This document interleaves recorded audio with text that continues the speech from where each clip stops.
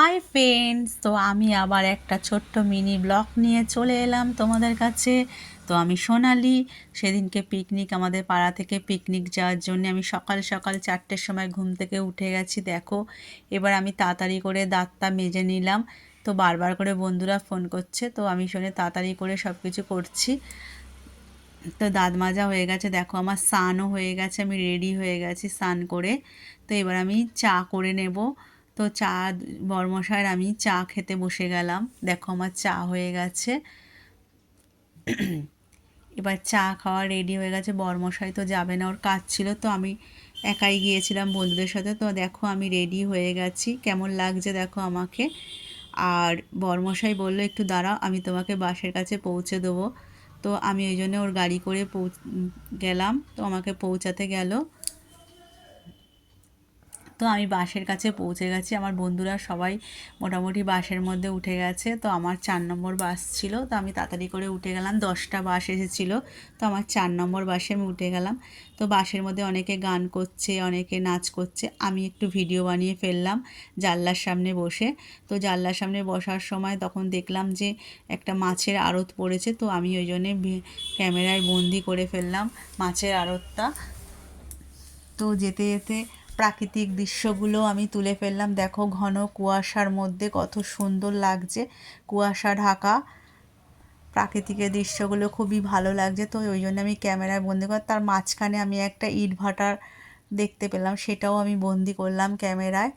তো আমাদের যেতে যেতে পথে একটা জায়গায় আমাদের নামালো চা বিস্কুট খাওয়ার জন্যে স্পটে। তো আমরা সবাই চা বিস্কুট খেলো, আমি খেলাম না, আমার শরীরটা একটু খারাপ লাগছিলো বলে। তো আমরা আবার বাসে উঠে গেলাম এবং পিকনিক স্পটে দেখো পৌঁছে গেছি। তো আমি চারিদিকটা ঘুরে ঘুরে একটু ভিডিও করছি, খুব সুন্দর জায়গাটা। তো দেখো এবার আমাদের খাবার রেডি হয়ে গেছে। তো গরম গরম কড়াইশুঁটি, কচুরি ও আলুর দম সবাই খাচ্ছে দেখো, তার মাঝখানে গানও হচ্ছে। তো দেখো খাবারটা কীরকম সুন্দর, কড়াইশুঁটির কচুরি আর আলুর দম।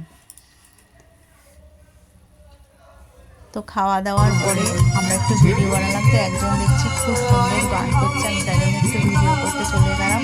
এবং ওনার গানে আমরা একটু বন্ধুরা মিলে নাচানাচিও করলাম। তো যখন আমাদের গান হচ্ছিল তখন দেখলাম আবার পকোড়া, চিকেন পকোড়া আর আমোদের মাছের ফিশ ফ্রাই দিচ্ছে। তো আমোদের মাছের চপটা আমি নিতে চলে গেলাম। দেখো আমোদের মাছের চপ ও চিকেন পকোড়া নিয়ে নিলাম।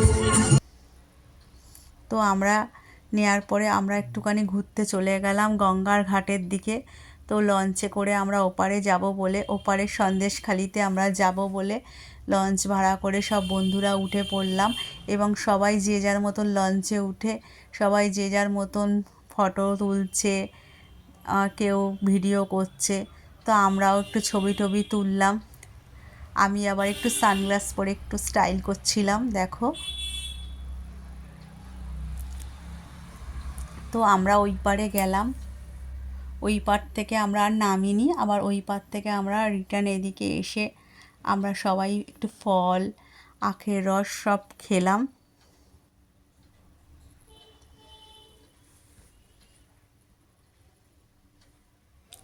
খেয়ে আমরা আবার পিকনিক স্পটের দিকে পৌঁছে গেলাম।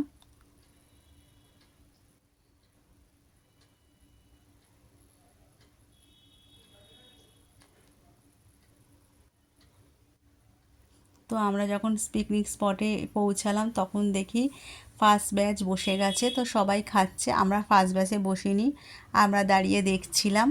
তো আমরা সেকেন্ড ব্যাচে বসবো বলে ঠিক করলাম। তো দেখো আমাদের সেকেন্ড ব্যাচটা এবার আরম্ভ হয়ে গেল। তো প্রথমে দিল ভাত, ডাল, আলু ভাজা, তারপরে দিল চিকেন, তারপরে পাবদা মাছের সর্ষে দিয়ে, তারপর মাটন দিল, এবার চাটনি, পাঁপড়, এবার মিষ্টি।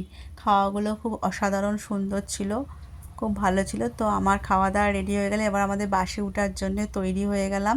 তো আমার পিকনিক শেষ হয়ে গেল, এখন মতন টাটা।